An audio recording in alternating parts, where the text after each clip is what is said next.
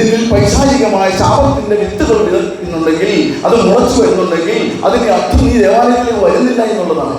നീ കിടപ്പിലായാൽ, നീ ദുർഗതിയിലായാൽ, നീ ആരെയും ശപിക്കണ്ട, നീ ആരെയും ശിക്ഷയ്ക്ക് വിധിക്കണ്ട. നിന്നെ തകർക്കുന്നത് നിന്റെ ചിന്തകളും നിന്റെ അനുദിനം നീ തകർക്കപ്പെട്ടു പോയ നിന്റെ ചെയ്തികളും മൂലം നീ മണ്ണോട് ചേരാനാകുമ്പോൾ നീ വ്യസനിക്കേണ്ട സാഹചര്യം ഒരുക്കുകയും. പിതാവിന്റെ പുത്രന്റെ പരിശുദ്ധാത്മാവിന്റെ നാമത്തിൽ ആമേൻ. അനുഗ്രഹിക്കപ്പെട്ടവരെ, നമ്മളിൽ നിന്നും വാങ്ങിപ്പോയ എല്ലാ പ്രിയപ്പെട്ടവരെ ബലിപീഠത്തിങ്കൽ ഒരുമിച്ച് കൂടി ബലി അർപ്പിക്കുന്ന ആനീത ഞായറാഴ്ചയാണ്. അതിൽ നിന്ന് വാങ്ങിപ്പോയവര് നമുക്ക് ഏറ്റവും പ്രിയപ്പെട്ടവർ, മാതാപിതാക്കൾ, സഹോദരങ്ങൾ, ബന്ധുമിത്രാദികൾ, സ്നേഹിതർ. ഈ പ്രത്യേക ബന്ധങ്ങളിലൂടെയുള്ളവരാണ് നമ്മിൽ നിന്ന് വാങ്ങിപ്പോയവർ എന്ന് നമ്മൾ വിശ്വസിക്കുന്നു. ഈ തരുണത്തിൽ സഭ ഇത്ര ശ്രദ്ധയോടെ സൂക്ഷ്മതയോടെ ഈ പ്രിയപ്പെട്ടവരെ ഓർമ്മിക്കണമെന്ന് നമ്മെ പഠിപ്പിക്കുന്നത് വളരെ ആഴത്തിൽ നമ്മുടെ വിശ്വാസം വർദ്ധിക്കുന്നതിന് കാരണമാകണം ഇവരുടെ ഓർമ്മയെന്ന് നമ്മെ ധരിപ്പിക്കുക എന്നുള്ളതാണ് സഭയുടെ ദൗത്യം. വിശുദ്ധ പൗലോസ് ശ്ലീഹ തെസ്സലോനിക്കയിലെ സഭയ്ക്ക് എഴുതിയ 1-ാമത്തെ ലേഖനത്തിൽ 4-ാമത്തെ അധ്യായത്തിൽ 13 മുതൽ 18 വരെയുള്ള വാക്യങ്ങളിൽ നാം ശ്രദ്ധയോടെ കേട്ടു. പൗലോസ് ശ്ലീഹ വ്യക്തമായി പഠിപ്പിക്കുന്ന ഒരു ഭാഗമുണ്ട്. പ്രത്യാശയില്ലാതെ ദുഃഖിച്ച് ഇരിക്കാതെ മരിച്ചവരെ പ്രതി നിങ്ങൾ എങ്ങനെയാണ് അവരെക്കുറിച്ച് അറിഞ്ഞിരിക്കേണ്ടത് എന്ന് വ്യക്തമായി പഠിപ്പിക്കുകയാണ്. പ്രത്യാശയില്ലാതെ മരിച്ചുപോയതിനെ കുറിച്ച് ദുഃഖിച്ചിരിക്കാതെ അവരുടെ പ്രത്യാശ, അവരുടെ വിശ്വാസത്തിന് അടിത്തറപ്പാക്കിയ കാര്യങ്ങളെ നിങ്ങൾ അറിഞ്ഞിരിക്കണം. ജീവിച്ചിരിക്കുന്ന നമുക്കാണ് അതിനുള്ള അവകാശം. നമ്മൾ അത് ബോധ്യപ്പെട്ട് അറിഞ്ഞിരുന്നാൽ മാത്രമേ മരണത്തിന് നമ്മൾ വില കൊടുക്കുകയുള്ളൂ. മരണം നിശ്ചയമാണ്. പ്രവർത്തനങ്ങളിൽ നമ്മളിത് വായിച്ചു കേട്ടു. പത്രോസ് ശ്ലീഹായുടെ 2-ാമത്തെ ലേഖനത്തിൽ നമ്മൾ വായിച്ചു കേട്ടു. മരണം നിശ്ചയമാണ്. ദൈവത്തിന് മുമ്പിൽ അത് 1000 ദിനങ്ങൾ പോലെയാണ്, 1000 സംവത്സരങ്ങൾ പോലെയാണ്. ഒരു ദിവസം എന്ന് പറയുന്നത് ദൈവത്തിന് അങ്ങനെയുള്ള ദൈവത്തിന് മുമ്പിൽ ഈ മരണമെന്ന യാഥാർത്ഥ്യത്തെ നമ്മൾ അറിയണം. മരണത്തിലുള്ള വേർപെട്ടു പോയ പ്രിയപ്പെട്ടവർ നമ്മെ ചിന്തിപ്പിക്കുന്ന അതിശക്തമായ മനോഹരമായ തിരുവചനമാണ് യോഹന്നാന്റെ സുവിശേഷം 5-ാം അധ്യായത്തിൽ 19 മുതൽ 29 വരെയുള്ള തിരുവചനങ്ങളിൽ നമ്മൾ ശ്രമിച്ചത്. അവിടെ ഏറ്റവും അവസാനം വരുന്ന 28, 29 തിരുവചനങ്ങൾ മറക്കരുത്. മരിച്ചു പോയവരെ കുറിച്ച് നമ്മൾ അറിഞ്ഞിരിക്കുന്നത് പൗലോസ് ശ്ലീഹ നമ്മെ പഠിപ്പിക്കുമ്പോൾ എങ്ങനെയാണ് അത് മനസ്സിലാക്കുക? നന്മ ചെയ്തവർ ജീവന്റെ ഉയർപ്പിനായും തിന്മ ചെയ്തവർ ശിക്ഷാവിധിയുടെ ഉയർപ്പിനായും പുറത്തു വരും. നമുക്ക് ഏറ്റവും പ്രിയപ്പെട്ട സ്ഥലമാണ് സെമിത്തേരി. കർത്താവിനെ മുറുകെ പിടിച്ച് കർത്താവിന്റെ ആ വലിയ വിശ്വാസ തീഷ്ണതയിൽ ജീവിക്കുന്ന എൻ്റെ കർത്താവിന്റെ ദൈവമേ എന്ന് തോമാസ് ശ്ലീഹ വിളിച്ചതുപോലെ ആ വഴിയിലൂടെ ജീവിച്ച് മരണം വരിച്ച പ്രിയപ്പെട്ടവരെ അടക്കം ചെയ്തിരിക്കുന്ന സ്ഥലത്ത് അത് പൂജ്യമായി നമ്മൾ സൂക്ഷിക്കുന്നതിന് ഒരു കാരണം ഈ വിശ്വാസം ഏറ്റുപറഞ്ഞു എന്നുള്ളതുകൊണ്ടാണ്. ആ വിശ്വാസത്തിൽ ജീവിച്ചു എന്നുള്ളതുകൊണ്ട്. അതുകൊണ്ട് നമ്മുടെ പ്രിയപ്പെട്ടവരെ ഓർക്കുമ്പോൾ അവരുടെ ജീവിതത്തിലെ പിഴവുകൾ, പാളിച്ചകൾ, തെറ്റുകുറ്റങ്ങൾ നാം ഒന്ന് ഓർക്കണം. അവരുടെ വഴിയിൽ അവർക്ക് വന്നു ഭവിച്ചിട്ടുള്ള അപജയങ്ങൾ നമ്മളെ ചിന്തിപ്പിക്കണം. ആ തലമുറയിൽ നിന്ന് നമുക്ക് ലഭിച്ചിട്ടുള്ള നല്ല മാർഗനിർദ്ദേശങ്ങൾ, നല്ല അനുഭവങ്ങൾ, നല്ല പാഠങ്ങൾ നാം സ്വാംശീകരിക്കണം. അങ്ങനെ പ്രിയപ്പെട്ട നമ്മുടെ വാങ്ങിപ്പോയവരെ ഇന്ന് ഓർക്കുമ്പോൾ സഭ നമ്മളോട് പറയുകയാണ്, നീ നന്മ ചെയ്ത് ജീവിക്കണം. എന്തിനാണ് ദേവാലയത്തിൽ പോകുന്നത്? ആണ്ടിൽ നിയമപ്രകാരം ഒന്ന് പോവുകയും ഉപസാരിക്കുകയും വിശുദ്ധ സേവിക്കുകയും ചെയ്താൽ പോരെ? ഒരു ക്രിസ്ത്യാനിയായി ജീവിക്കാൻ അത് മാത്രം പോരെ? എന്തിന് ഇപ്രകാരമുള്ള ഭക്താഭ്യാസങ്ങൾ ചെയ്ത് ഉള്ളിൽ ഒന്നും പുറമെ വേറൊന്നുമായി ജീവിക്കേണ്ട സാഹചര്യത്തിന്റെ ആവശ്യമുണ്ടോ എന്ന് ഒരുപാട് പേർ നിരവധി സമയം പറയുന്നത് കേട്ടിട്ടുണ്ട്. ദേവാലയത്തിൽ എന്തിനു പോകണം? പ്രഭാഷകന്റെ പുസ്തകം 4-ാം അധ്യായത്തിൽ അത് വ്യക്തമായി 41-ാം അധ്യായത്തിൽ 4-ാമത്തെ വാക്യം മുതൽ നമ്മെ പഠിപ്പിക്കുന്നുണ്ട്. നീ ഒരു ദിവസം മരിക്കും. ആ മരണത്തിന് നിന്നെ ശ്രദ്ധേയനാക്കി മാറ്റുന്നത് നിന്റെ ചെയ്തികളും ജീവിത രീതികളുമാണ്. അങ്ങനെയെങ്കിൽ നീ തെറ്റുകുറ്റങ്ങൾ മൂലമാണ് മരിക്കുന്നതെങ്കിൽ നിനക്ക് നിന്റെ തലമുറയ്ക്ക് കൊടുക്കാനുള്ളത് ശാപവും ശിക്ഷയും മാത്രമേ ഉള്ളൂ. നിന്റെ തലമുറ നിന്നെ പഴിക്കും. എൻ്റെ പിതാവിനെ, എൻ്റെ മാതാവിനെ പഴിക്കുന്ന തലമുറ, അതല്ലെങ്കിൽ എൻ്റെ മാതാവിനെയും പിതാവിനെയും ശപിക്കേണ്ടതായി വരുന്ന സാഹചര്യം എൻ്റെ ജീവിതത്തിൽ ഉണ്ടാകുന്നുവെന്ന് പ്രഭാഷകൻ നമ്മെ സൂചിപ്പിക്കുക. പ്രഭാഷകൻ നമ്മെ ചിന്തിപ്പിക്കുന്നത് അതുകൊണ്ട് നീ നന്മയിൽ വളരുക. നന്മ ചെയ്യാൻ സാധിക്കുന്ന നന്മകളിലൊക്കെ നീ വളരുകയും ചെയ്യുകയും ചെയ്യുമ്പോൾ നീ ദൈവത്തിന് പ്രീതികരമായി നിന്റെ ജീവിതം അനുഭവപ്പെടും. അതുകൊണ്ട് നീ ദേവാലയത്തിൽ വരണമെന്ന്, നിന്റെ മകനോട് ദേവാലയത്തിൽ വരണമെന്ന്, മകളോട് ദേവാലയത്തിൽ വരണമെന്ന്, കുടുംബസമേതം ദേവാലയത്തിൽ വരണമെന്ന് പറയാൻ ഒരു കാരണം നന്മയിൽ വളരാൻ ഭക്തി അഭ്യസിക്കണം. ഭക്തി ലഭിക്കുന്നത് ദൈവാലയത്തിൽ നിന്നുമാണ്, ദൈവികമായ ചിന്തയിൽ നിന്നാണ്, ദൈവ സാന്നിധ്യ ബോധത്തിൽ നിന്നാണ്. പ്രിയപ്പെട്ട മക്കളെ, നിങ്ങൾക്ക് ഭക്തി അഭ്യസിക്കാൻ പറ്റുകയുള്ളൂ. നിങ്ങൾ ജോലി ചെയ്യുന്നിടത്തോ, നിങ്ങൾ കിടന്നുറങ്ങുന്ന ഭവനത്തിലോ, നിങ്ങളായിരിക്കുന്ന മറ്റു പല സ്ഥലങ്ങളിൽ നിന്നോ ഒന്നും ഭക്തി അഭ്യസിക്കാൻ സാധിക്കണമെന്നില്ല. സന്ധ്യാപ്രാർത്ഥന പോലും ഒരു വഴിപാട് പോലെ നടത്തുന്ന ഒരു പ്രകൃതമാണ് പലപ്പോഴും നമ്മുടെ ജീവിതത്തിൽ, കുടുംബത്തിലുള്ളത്. ആർക്കോ വേണ്ടി നമ്മൾ പ്രാർത്ഥിക്കുന്നു, ആരെയോ കാണിക്കാൻ വേണ്ടി പ്രാർത്ഥിക്കുന്നു. ആ സമയം കഴിഞ്ഞു കൂടണമെങ്കിൽ സന്ധ്യാപ്രാർത്ഥന അനിവാര്യമാണ് എന്നുള്ള ഒരു ബോധ്യം പലരും പറയുന്നത് കൊണ്ട് ഞാൻ സന്ധ്യാപ്രാർത്ഥന നടത്തുന്നു, അല്ലെങ്കിൽ പ്രഭാതത്തിൽ ഞാൻ എഴുന്നേറ്റ് ദൈവത്തെ വിളിക്കുന്നു എന്ന് പറയുമ്പോൾ ഭക്തി അഭ്യസിക്കാൻ തുച്ഛമായ സമയവും ക്രമീകരണങ്ങളുമേ നമുക്ക് ഭവനത്തിലും നമ്മുടെ സൗഹൃദ ബന്ധത്തിലും ലഭിക്കുകയുള്ളൂ. അതുകൊണ്ട് നിന്റെ ഈ ദേവാലയം നിന്നെ ഭക്തി അഭ്യസിപ്പിക്കുന്ന നിലമാണ്. ഇവിടെ വിശ്വാസം വർദ്ധിപ്പിക്കുന്ന വിളനിലമാണ്. നിന്റെ തലമുറയ്ക്ക് മാതൃക പഠിപ്പിക്കാൻ പറ്റിയ വിളനിലമാണ് ഈ ദേവാലയം. ഈ ദേവാലയത്തിലേക്ക് നിന്റെ കുഞ്ഞുങ്ങളെ നീ കൂട്ടിക്കൊണ്ടുവരേണ്ടത്.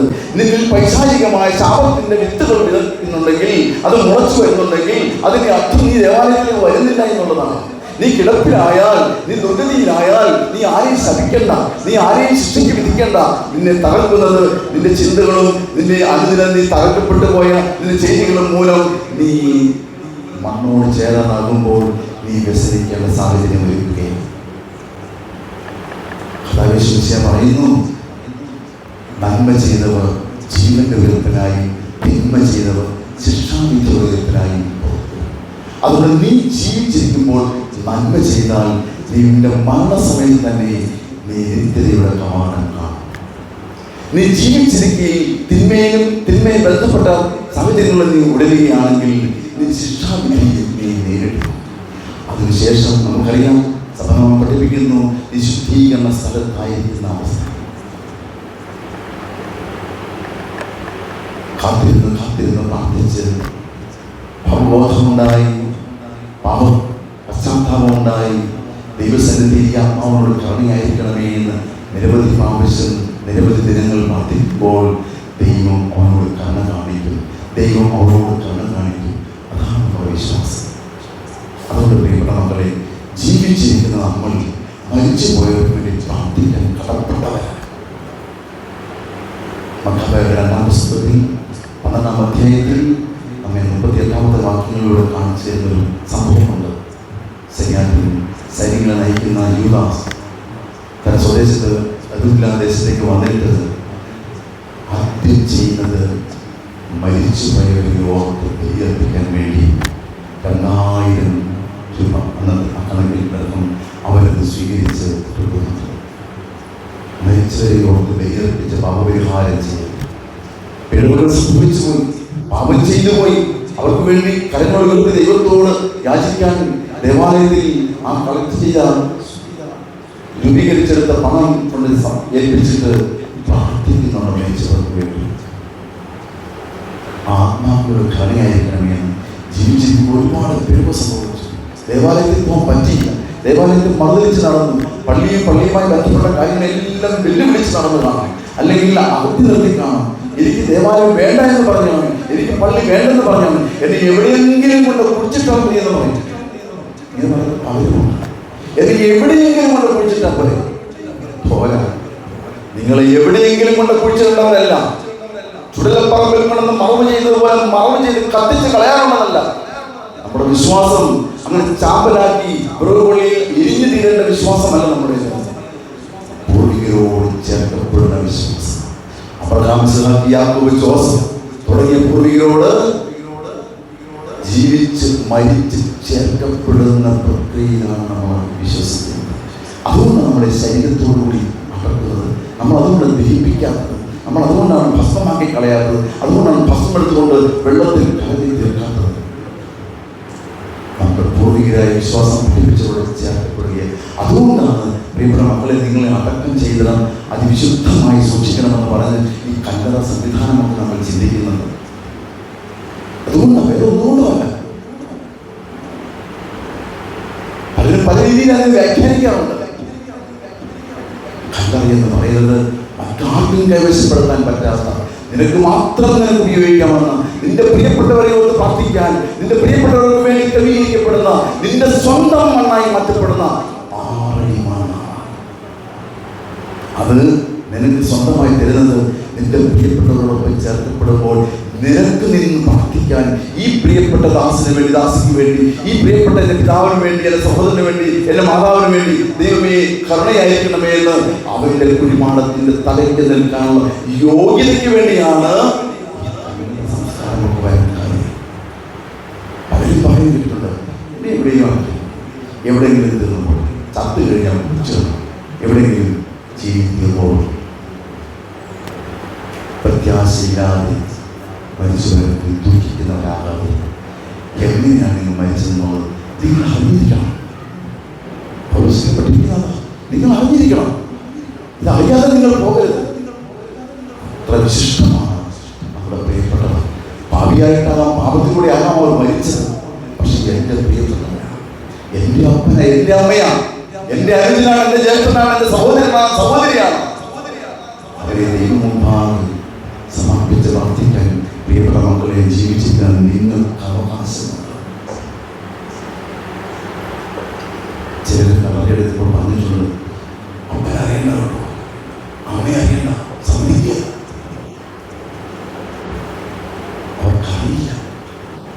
അവർക്കറിയില്ല അതിനെക്കുറിച്ച്. അത്ര വിശുദ്ധമാണ് ഈ ഭൂമി ജീവിച്ച ഈ ജീവിതം. ആത്മാവിന്റെ ഈ നിത്യതയിലുള്ള ആനന്ദത്തിന് കാരണമായി ജീവിച്ച ശരീരത്തിൽ ആത്മാവുണ്ടായിരുന്നു എന്ന് ഈ മനുഷ്യൻ അറിയുന്നില്ല. ശരീരത്തിൽ ജീവിച്ച ശരീരത്തോടുകൂടി ഇല്ലാതായിരിക്കുന്ന ഒന്നാണെന്ന് പ്രിയപ്പെട്ട മക്കളെ നിങ്ങൾ തെറ്റിദ്ധരിക്കരുത്. ഈ ശരീരത്തിൽ നിറഞ്ഞു നിൽക്കുന്ന ആത്മാവാണ്.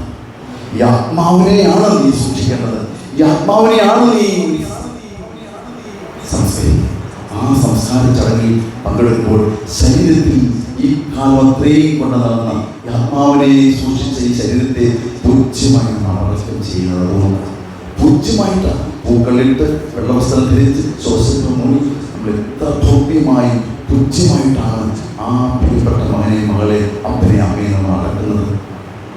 അത് വിശുദ്ധ കർത്താവിൻ്റെ നേതൃത്വത്തിൽ അവിടുത്തെ പ്രതിസയിൽ ആത്മാവും ചൈതന്യത്തോടെ അയക്കാൻ വേണ്ടി ആ വിശ്വാസം നമുക്കുള്ളത്. അതുകൊണ്ട് നമ്മുടെ തെറ്റിദ്ധാരണകൾ മാറണം, നമ്മുടെ അറിവില്ലായ്മകൾ പരിഹരിക്കണം. ദൈവം നമ്മോട് കരുണ കാണിക്കുന്നവനാണെന്ന് ഈ മരണം നമ്മെ ഓർമ്മിപ്പിക്കണം. ഒരിക്കൽ നീ മരിക്കുമ്പോൾ ആ മരണത്തിൽ നിനക്ക് വിലപിക്കാൻ എന്നെ സഹായിക്കുന്നത് ആ ജീവിതത്തിലുണ്ടായ പിഴവുകളാണ്. ആനന്ദിക്കാൻ നിന്നെ സഹായിക്കുന്നത് നീ ചെയ്യുന്ന നന്മകളാണ്. ദൈവം നമ്മെ അനുഗ്രഹിക്കട്ടെ. സത്യമായി ഞാൻ നിങ്ങളോട് പറയുന്നു, മരിച്ചവരുടെ പുത്രന്റെ സ്വരം ശ്രവിക്കുന്ന സമയം വരുന്നു. അല്ല, വന്നു കഴിഞ്ഞു. ആ സ്വരം ശ്രവിക്കുന്നവർ ജീവിക്കും. എന്തെന്നാൽ പിതാവിന്റെ തന്നെ ജീവനുള്ളതുപോലെ പുത്രനും തന്നെ തന്നെ ജീവനുണ്ടാകാൻ അവിടുന്ന് വരം നൽകിയിരിക്കുന്നു. മനുഷ്യപുത്രനായതുകൊണ്ട് വിധിക്കാനുള്ള അധികാരവും നൽകിയിരിക്കുന്നു. ഇതിൽ നിങ്ങൾ വിസ്മയിക്കേണ്ടത് എന്തെന്നാൽ കല്ലറകൾ ഉള്ളവരെല്ലാം അവന്റെ സ്വരം ശ്രവിക്കുന്ന സമയം വരുന്നു. അപ്പോൾ നന്മ ചെയ്തവർ ജീവന്റെ ഉയർപ്പിനായും തിന്മ ചെയ്തവർ ശിക്ഷാവിധിയുടെ ഉയർപ്പിനായും പുറത്തു വരും എന്ന് താൻ അരുൾ ചെയ്തു. നിങ്ങൾക്കെല്ലാം